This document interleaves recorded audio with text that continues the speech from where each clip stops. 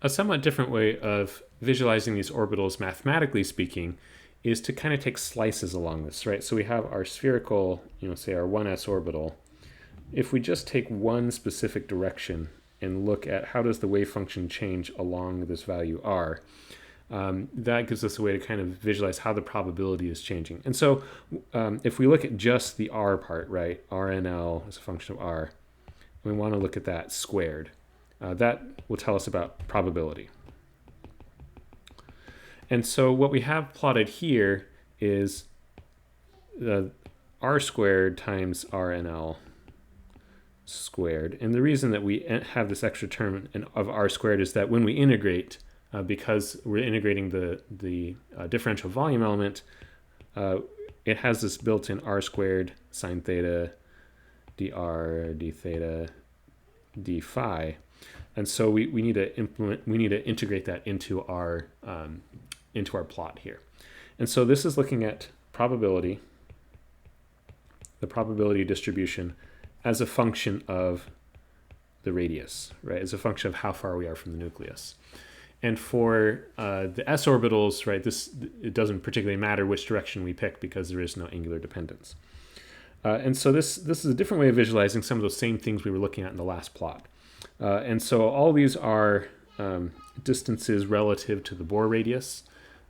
So our 1s orbital, we can see its peak is very close to the nucleus, relatively speaking.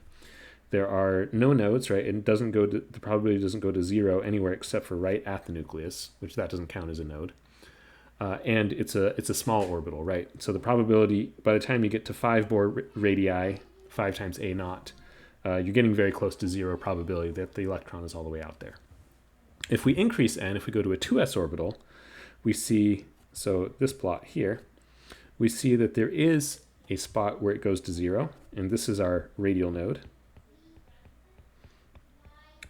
represented in this plot, and that's where the wave function is going from positive to negative. Now it doesn't show as positive and negative here in this plot because this is a square, right? This is the probability distribution, not the wave function itself. And so we see there is a lobe on the inside, right? That's roughly the distance of a 1s orbital, but then we see a much higher probability that the electron is a lot further away, right? So this is out at about 5 Bohr radii, 5 times a naught. That we see the maximum probability, whereas for a 1s orbital, it's significantly less than that. For 2p orbital, if we're going along a particular direction, we see there are no radial nodes, but the orbital is still fairly large, right? The maximum probability is still out here in this 5 Bohr radius range. And as we increase n again, as we go to 3s, 3p, and 3d orbitals, the patterns continue, right? Now we have two radial nodes for a 3s orbital. And this way of looking at this, we can't visualize angular nodes in this way. A 3p orbital now has one radial node. I keep misspeaking. Right, so at a specific value of r, the probability goes to 0, and the d orbital has 0 radial nodes. And again, if we look at where the maximum probability is, now we're out past 10, it's like something like 12 times a naught, roughly speaking, right? So the electron is on average even farther from the nucleus.